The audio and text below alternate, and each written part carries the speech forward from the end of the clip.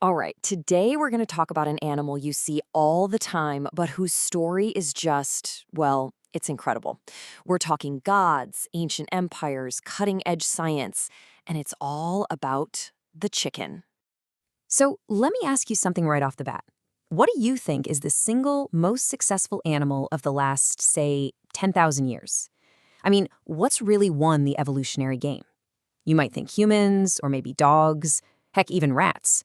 But the answer, well, it's probably a lot closer than you think. Maybe even in your freezer right now. Yeah, it's the chicken. Get this, right now there are 25 times billion of them on Earth. That's more than 3 chickens for every single one of us. No other bird is even in the same league. So the big question is, how on earth did this one bird take over the entire planet? Okay, so to really get how the chicken pulled this off, we've got to go way back, all the way back to its wild origins. Because let me tell you, the chicken that first wandered out of the jungle, it was a completely different animal from the one we know today. First, you've got to meet its wild ancestor, the red jungle fowl. Back in 1910, a scientist named William Beebe went to see one in its natural habitat, and what he saw wasn't a dumb farm animal, not at all. He described this smart, super alert, and totally wild creature that carried itself, and I love this quote, like an untamable leopard.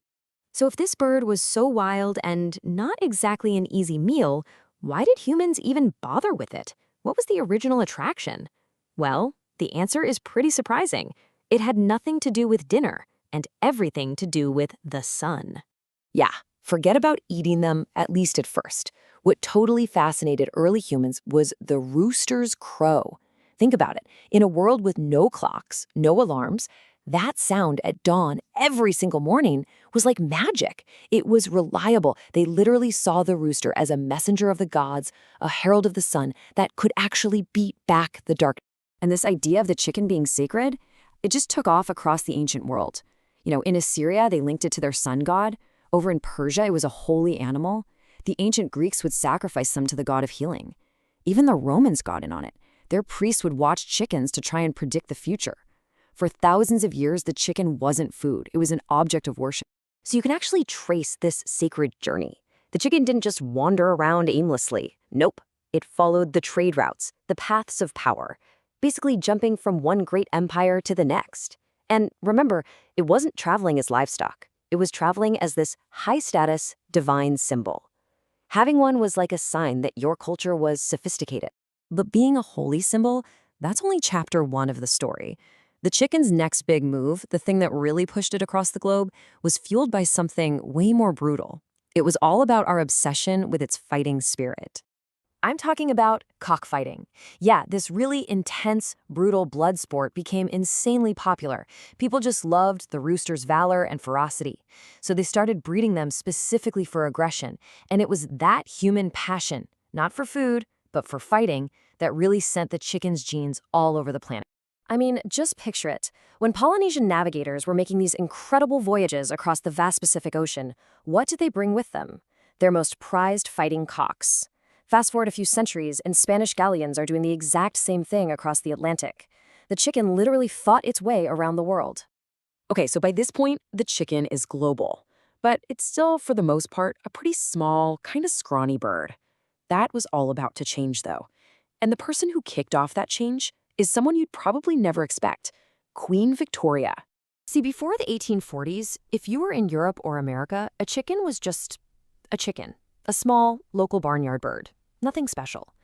But then, Queen Victoria gets this gift, these absolutely huge exotic chickens from Asia. And she just fell in love with them. She got obsessed, and because she was the queen, her little hobby basically sparked a nationwide craze. They called it hen fever, and it completely swept across Britain. Everybody suddenly wanted to breed these giant, fancy-looking chickens. And for the very first time, people started systematically breeding their local chickens with these Asian giants. This whole frenzy, in just a couple of decades, completely remade the chicken's body. Suddenly, we had the potential for much bigger, meatier birds. So you could say the Victorians gave us the genetic building blocks. But it was America in the 20th century that took that raw material and turned it into an industrial machine. The goal wasn't about pretty feathers anymore. Oh no, the new goal was pure, ruthless efficiency. Right after World War II, there were these national contests in the US called the Chicken of Tomorrow contests. And the mission was crystal clear. Use science to design the perfect meat bird. What does that mean? A chicken that could get huge, really fast with a massive chest. And what was the result of all that engineering? The modern broiler chicken. We're talking about a bird that goes from a tiny little chick to a full-sized adult ready for processing in just 45 days. 45. That kind of growth is it's unheard of in the natural world. And it wasn't just a biological revolution, it was a business one too. Companies, especially Tyson, perfected this model called vertical integration.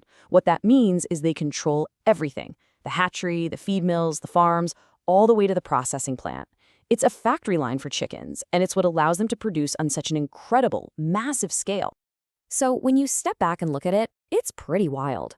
In about 100 years, we went from a queen's quirky hobby to the most efficient protein-making system on the planet. But transforming an animal that completely, well, that's going to have some serious consequences. The whole legacy of the modern chicken it's complicated. On the one hand, it's been a massive success, right? It feeds billions of people affordable food. But that success didn't come for free.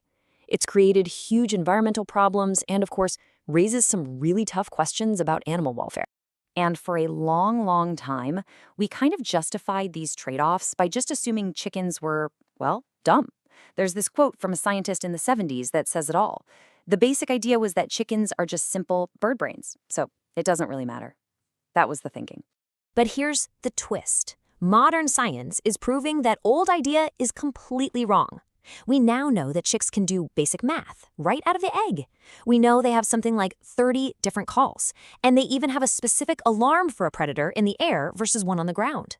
Turns out they are so much more complex than we ever gave them credit for. And all of this leaves us with one last big question to think about. When you really get down to it, the story of the chicken, it's not really about the chicken. It's about us. It's about how we've changed our relationship with the natural world. We took this animal and completely remade it to solve a problem: how to feed everyone. And we succeeded. But the final question is, in the process of remaking the chicken, how did we end up remaking ourselves?